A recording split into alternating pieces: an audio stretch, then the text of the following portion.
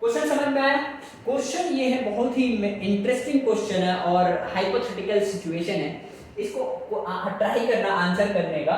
ये plane mirror है और स्टार्टिंग में इस बंदे की पोजीशन जो है ना 50 मीटर डिस्टेंस पे है और ये जो प्लेन मिरर है ये स्पीड ऑफ लाइट से मूव कर रहा है, ठीक है ना, 3 × 10⁸ से। मेरा क्वेश्चन ये है कि ये बंदे की इमेज इस प्लेन मिरर के अंदर कभी बन पाएगी कि नहीं। ऑब्वियसली किसी की भी स्पीड ऑफ लाइट जितना देना प्रैक्टिकल नहीं है, लेकिन this is completely hypothetical situation. आप जो है ना ट्राई करो इसको आंसर करने का कि अगर इमेजिन करो कि ये वाली जो चीज है अगर स्पीड ऑफ लाइट से चल रही है तो क्या इस बंदे की इमेज इस प्लेन मिरर के अंदर कभी बन पाएगी कि नहीं बन पाएगी। पता है ये जो है ना कभी भी इसकी जो इमेज है ना वो इसके अंदर नहीं बन पाएगी। जरा इमेजिन करो, कोई भी इमेज जो है ना बनता है तो बनता कैसे है।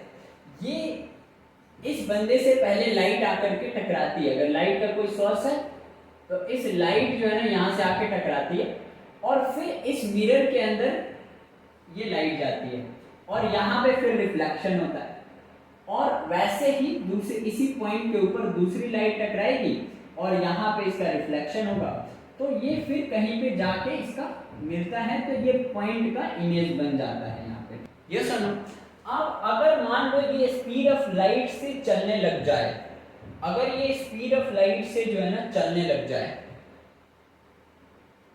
तो ये वाली लाइट जो यहाँ से इस पे टकराएगी और टकरा करके इस मिरर को जाके जब छुएगी तो ये मिरर को कभी टच ही नहीं कर पाएगी, क्योंकि ये भी तो लाइट है तो स्पीड ऑफ लाइट से चलेगी और ये मिरर भी स्पीड ऑफ लाइट से चल रहा है तो स्पीड ऑफ लाइट से ये भी चल रही है और स्पीड ऑफ लाइट से ये भी जाएगा तो कभी भी इस मिरर को टकरा ही नहीं पाएगी और इसका रिफ्लेक्शन ये वाला बन ही नहीं पाएगा। समझ रहे हो? तो दैट इज वाई हम कह सकते हैं कि इस बंदे की इमेज इस मिरर के अंदर कभी भी नहीं बन पाएगी अगर जो है ना लाइट के स्पीड से ये मिरर चलने लग जाए। दिस इज इंटरेस्टिंग नहीं? All the very best to all of you.